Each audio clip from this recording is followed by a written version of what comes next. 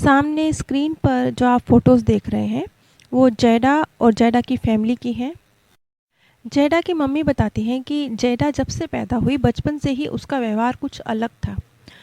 वो अंधेरे को बिल्कुल पसंद नहीं करती थी, इसलिए उसकी मम्मी को लाइट जलाकर और अगर लाइट नहीं जल रही है तो कभी-कभी म्यूट पर टीवी चलाकर सोना पड़ता था। वो कभी भी अकेला रहना पसंद नहीं करती थी। वैसे ये बात सामान्यतः बच्चों में होती है कि वो अकेला रहना पसंद नहीं करते, लेकिन जैडा के मामले में ये चीज़ बहुत एक्सट्रीम थी, क्योंकि वैसे भी वो अकेली नहीं होती थी। उससे 6 साल बड़ी उसकी बहन है जिसके साथ ही वो रहा करती थी और उसी के कमरे में सोया करती थी। जबकि उसे एक अलग कमरा दिया गया था, लेकिन वो अपने कमरे में कभी भी अकेला रहना भी पसंद नहीं करती थी। वो चाहती थी कि 24 आवर्स कोई ना कोई मम्मी या बहन उसके साथ रहे, ख़ास तौर पर मम्मी। वैसे तो वो हर वक्त किसी के साथ रहना चाहती थी, लेकिन भीड़ से उसे नफ़रत थी। वो सिर्फ़ अपने फैमिली मेंबर्स जो कुछ उसके अपने हैं, उनके साथ रहना पसंद करती थी। वो उसके आस-पास रहें, लेकिन भीड़ ना रहे।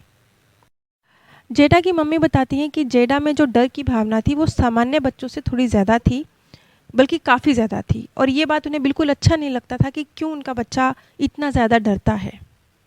जबकि जेडा की बड़ी बहन बिल्कुल सामान्य बच्चों की तरह थी, उसके अंदर कोई डर की कोई एक्सट्रीम भावना नहीं थी। डर की इतनी एक्सट्रीम भावना जेडा में क्यों थी, ये तो समझ नहीं आया। लेकिन जेडा जब बहुत छोटी थी, 2 ढाई साल के आसपास की, जब थोड़ा बहुत उसने बोलना शुरू किया, तो उसने सोल वर्ल्ड के बारे में बताना शुरू किया।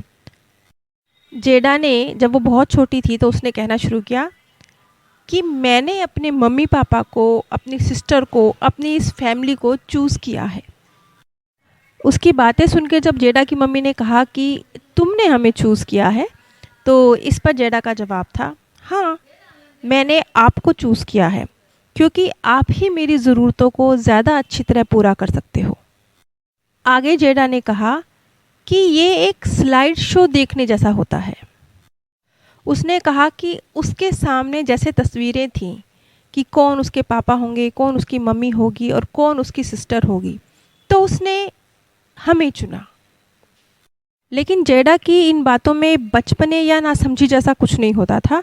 वो बड़े यकीन के साथ ये बातें किया करती थी। जेडा के मामले में जेडा में अपने पास्ट बर्थ की और सोल वर्ल्ड की दोनों की ही यादें बहुत धुंधली-धुंधली सी मौजूद थी। जो उसके अंदर अकेले रहने से डर की भावना थी, लेकिन भीड़ से डर है, लेकिन अकेले भी नहीं रहना। ये वाली जो भावना थी यकीनन उसके पास्ट बर्थ से आई थी, क्योंकि जेडा ने एक बार ये भी कहा कि वो जेडा नहीं है।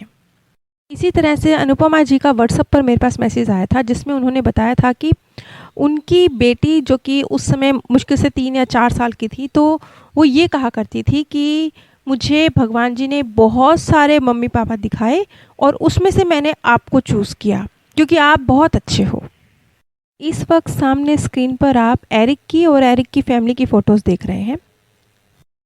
एरिक का केस थोड़ा-सा आम बच्चों से अलग है, क्योंकि बहुत थोड़ी-थोड़ी, धुंधली-धुंधली, लेकिन पूर्व जन्म की, इस जन्म में जब वो पहले गर्भ में आया और उसकी मृत्यु हो गई, और सोल वर्ल्ड की, ये सब अलग-अलग स्थानों की यादें एक साथ उसके मन में थोड़ी-थोड़ी मौजूद हैं। एरिक का जन्म हुआ 21 जून 2006 को। एरिक का जन्म आसान नहीं था, क्योंकि उसकी मम्मी को गर्भ धारण करने में बहुत परेशानियां आ रही थी। 2 वर्ष पहले 26 जून को एरिक के भाई का भी जन्म हुआ था, लेकिन वो बहुत जल्दी इस दुनिया से, कुछ महीनों में ही इस दुनिया को छोड़कर चला गया, क्योंकि जन्म से ही वो बच्चा बहुत कमज़ोर था और वो सर्वाइव नहीं कर सका। एरिक ने बहुत जल्दी सामान्य बच्चों के मुकाबले बहुत जल्दी, लगभग 1 डेढ़ साल की उम्र में ही थोड़ा-थोड़ा करके चलना और बोलना, जो कि सामान्यतः बच्चे नहीं करते, वो करना शुरू कर दिया। एक दिन जब उसका बर्थडे था तो उसकी मम्मी ने बोला कि आपका बर्थडे 21 जून को है, तो उसने कहा नहीं, मेरा बर्थडे 26 जून को है। 26 जून को उसके बड़े भाई का जन्म हुआ था, जो कि अब इस दुनिया में नहीं था। तो इस पर जब उसकी मम्मी ने कहा कि नहीं, आपका तो 21 जून है, तो उसने कहा नहीं, मेरा 26 जून ही है। आगे जो उसने कहा वो बहुत महत्वपूर्ण है। उसने कहा, वो मैं ही था जो पहले आपके पास आया था। एरिक का पूरा नाम था एरिक कोल, लेकिन एरिक अपना नाम बोलता था एरिक कंपनी।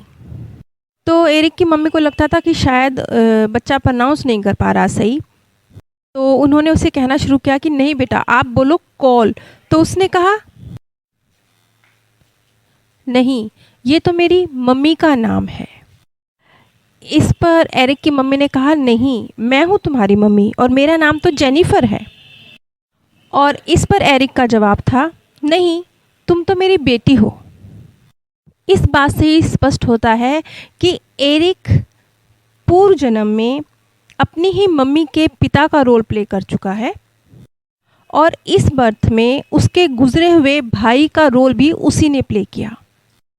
और उसके बाद एरिक ने कहा कि मैं एक बहुत बड़े महल में था, नीली आसमान जैसी छत थी, बादलों जैसा बिस्तर था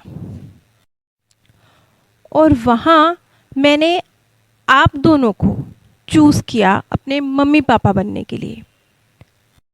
लेकिन मैं यहाँ आना नहीं चाहता था, मुझे यहाँ आने में डर लगता था, मुझे यहाँ आना पड़ा। ये आत्मा लोक की यादें हैं जो कुछ धुंधली धुंधली एरिक के अंदर मौजूद थी। पृथ्वी पर जन्म लेने के मामले में जो एरिक के अंदर डर बैठा हुआ था, उसकी भी कारण हो सकता है जो एरिक ने अपने बड़े भाई के रूप में जन्म भी लिया, लेकिन फिर बहुत जल्दी उसने इस धरती को छोड़कर जाने का फैसला भी ले लिया कुछ ही महीनों में। ये हो सकता है कि जिस बीमार शरीर को उसने अपने लिए चूज़ किया था, वो नहीं ये समझ पा रहा था कि वो पूरा जीवन इस बीमार शरीर के साथ निकाल पाएगा। और ये जो उसने बीच में ही अपनी जर्नी को, सिर्फ कुछ महीने की जर्नी जो उसने डिसाइड करी थी धरती पर आने की, और कुछ ही महीनों में वो वापस चला गया। क्योंकि ये तो अब हम जानते ही हैं कि जब एक सोल धरती पर आती है तो बहुत अंत तक, बिल्कुल एक्सट्रीम तक, जब वो गर्भ में होती है तब भी, और जब वो जन्म लेने के बाद भी कुछ एक महीने होते हैं, 2-3 महीने तक भी, उसके हाथ में पूरी पावर होती है कि वो चाहे तो सोल वर्ल्ड में वापस चली जाए। यानी एक आत्मा को अंत तक अपने फैसले पर पुनर्विचार करने का मौका दिया जाता है। इसे समझ लीजिए कि परीक्षा हाल में पहुंचकर भी, डेस्क के ऊपर बैठकर भी अगर कोई व्यक्ति बोले कि नहीं, मैं परीक्षा देने के लिए तैयार नहीं हूं, तो उसे परीक्षा हाल छोड़ने की अनुमति है। और शायद एरिक ने अपने लिए कुछ डिफ़िकल्ट लाइफ चूज़ की हुई है, इसी वजह से वो सोल वर्ल्ड छोड़कर धरती पर आने से घबराता था। और शायद पहले जब उसने अपने बड़े भाई के रूप में जन्म लिया था, तब उसने और भी ज़्यादा डिफ़िकल्ट लाइफ अपने लिए चूज़ कर ली थी, जिससे उसने बहुत जल्दी भागने की सोची। नीचे डिस्क्रिप्शन बॉक्स में मैंने आप सभी के साथ अपने सेकंड चैनल का लिंक शेयर किया है। इन दोनों चैनल्स पर ही मृत्यु के बाद की दुनिया और प्रकृति के गूढ़ रहस्यों के विषय में जो लोगों के सत्य अनुभव हैं, उनके आधार पर जानकारी प्रदान की जाती है। आप सभी पर परमात्म सौंदर्य, प्रेम और आनंद सदैव बरसता रहे। आप सभी दिव्य परम धाम में स्थान प्राप्त करें। सामने स्क्रीन पर जो आप फोटोज़ देख रहे हैं, वो जैडा और जैडा की फैमिली की हैं।